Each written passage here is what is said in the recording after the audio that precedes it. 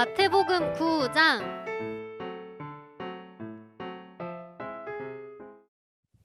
예수님께서 배를 타시고 호수를 가로질러 고향으로 돌아오셨습니다.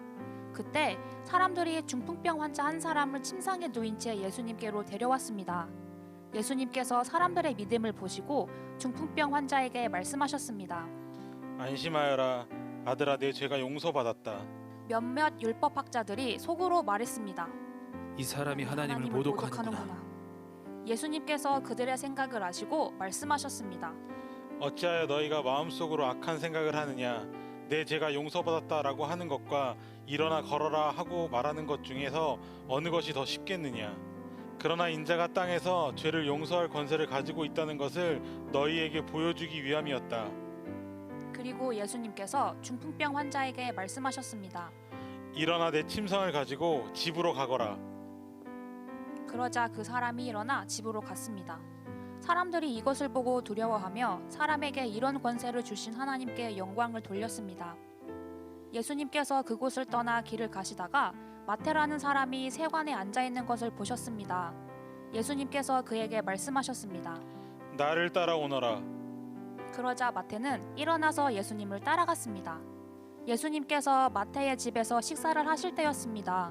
많은 세리들과 죄인들이 와서 예수님과 제자들로 더불어 함께 식사를 하고 있었습니다.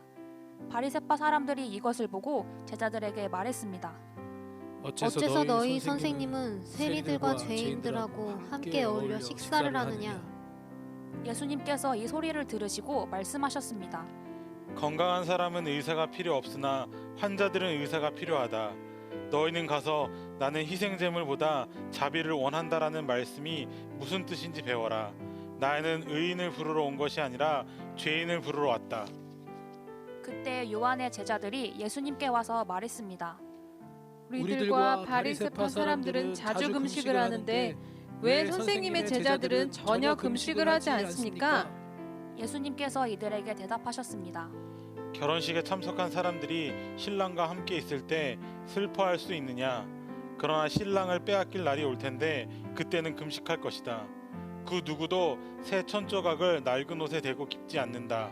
만일 그렇게 하면 새 천조각이 그 옷을 잡아당겨 더 심하게 찢어질 것이다. 그 누구도 새 포도주를 낡은 가죽 부대에 담지 않는다. 만일 그렇게 하면 낡은 부대가 터져 포도주가 쏟아지고 가죽 부대도 못 쓰게 될 것이다. 새 포도주는 새 가죽 부대에 넣어야 한다. 그래야 둘 다 보존될 수 있다. 예수님께서 이 말씀을 하시는 동안 회당장이 와서 예수님께 절하고 말했습니다. 제 딸이 조금 전에 죽었습니다. 오셔서 손을 얹어 주십시오. 그러면 다시 살아날 것입니다. 예수님께서 일어나 회당장을 따라가셨습니다. 제자들도 같이 갔습니다.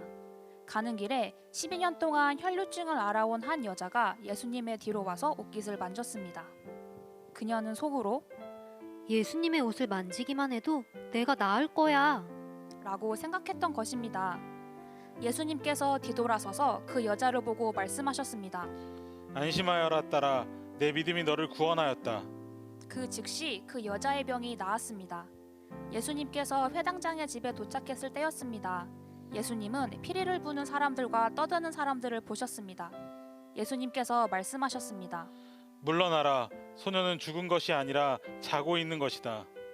그러자 사람들이 예수님을 비웃었습니다. 사람들을 밖으로 내보낸 뒤 예수님께서 들어가셔서 소녀의 손을 잡았습니다. 그러자 소녀가 일어났습니다. 이 소식은 온 동네 사방으로 퍼져 나갔습니다.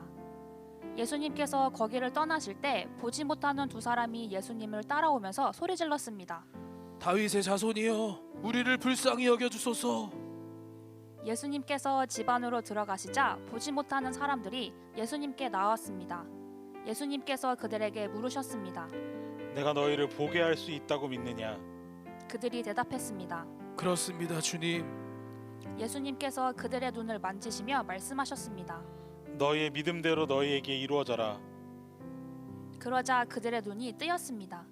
예수님께서 그들에게 매우 엄중히 이르셨습니다. 이 일을 아무에게도 알리지 마라. 그러나 두 사람은 나가서 예수님에 대한 소문을 사방에 퍼뜨렸습니다.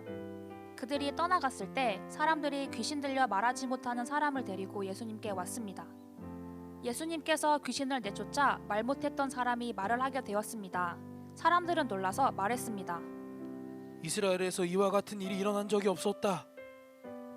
그러나 바리새파 사람들은 말했습니다. 그는 우두머리 귀신의 힘으로 귀신을 내쫓은 것이다. 예수님께서 모든 성읍과 마을을 두루 다니셨습니다. 예수님께서는 유대인의 회당에서 가르치기도 하셨고 하나님의 나라에 대한 기쁜 소식을 전하기도 하였습니다. 그리고 온갖 질병과 고통도 치료해 주셨습니다. 예수님께서는 사람들을 불쌍히 여기셨습니다. 그것은 사람들이 마치 목자 없는 양처럼 내팽겨쳐 고통을 당하고 있었기 때문입니다. 예수님께서 제자들에게 말씀하셨습니다. 추수할 것은 넘쳐나는데 일꾼이 적구나. 그러므로 추수할 밭의 주인에게 간청하여 일꾼들을 추수할 밭으로 보내달라고 하여라.